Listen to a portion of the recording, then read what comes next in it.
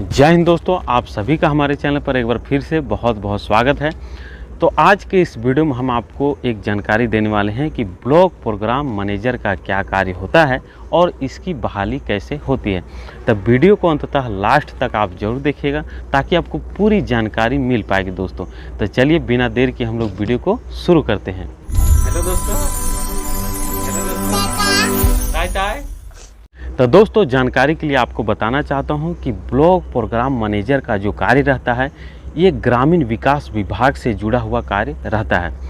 जो इसकी बहाली होती है ग्रामीण विकास विभाग के द्वारा ही इनकी बहाली होती है।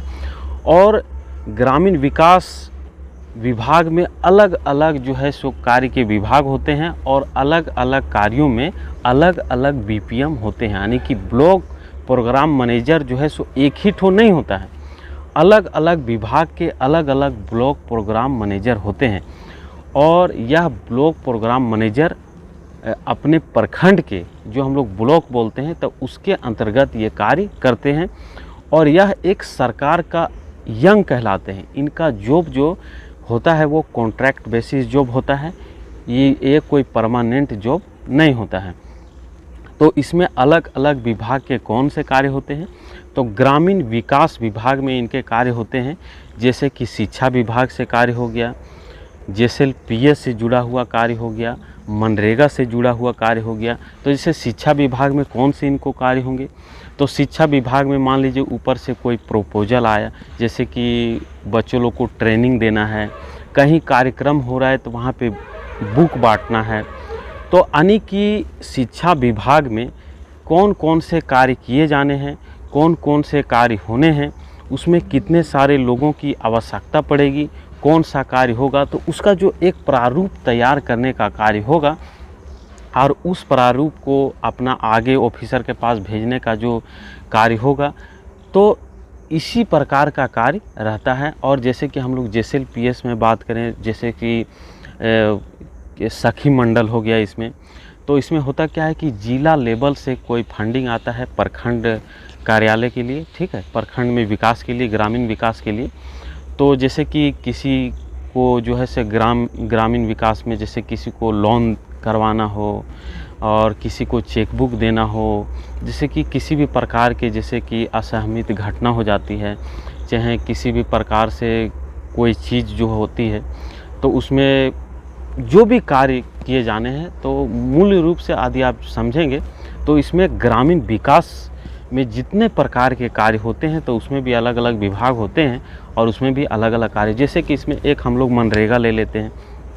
तो पहले मनरेगा को नरेगा बोला जाता था, 2006 में नरेगा बोला जाता था और 2009 में इसको प्रधानमंत्री जी जो हम लोग डॉक्टर मनमोहन सिंह थे, ये इसको बाद में मनरेगा कर दिए।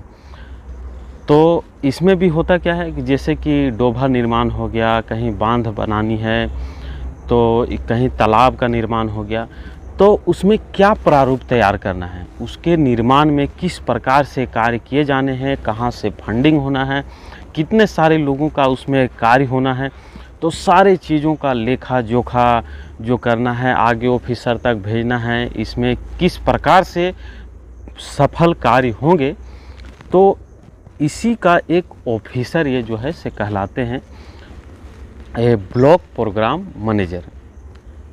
तो इसी प्रकार से इनका कार्य रहता है।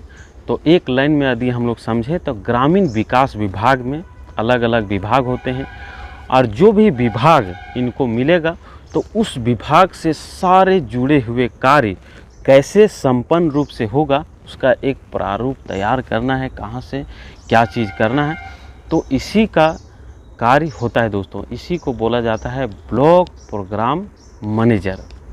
एक तरह से हम लोग प्रखंड कार्यालय का नोडल ऑफिसर भी हम लोग बोल सकते हैं और ये अपने विभाग का हेड कहलाते हैं।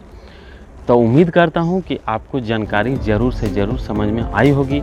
तो यदि आप इस चैनल पर नए होंगे तो इस चैनल को सब्सक्राइब कर लीजिएगा। दैनिक जीवन में काम आने वाली जानकारी को इस चैनल पर लाने का प्रयास करता रहता हूँ और एक भाई के लिए लाइक भी ज़रूर से ज़रूर कर दीजिएगा। तो मिलते हैं आपसे एक नई वीडियो में नई जानकारी के साथ। तब तक के लिए बाय बाय दोस्तों।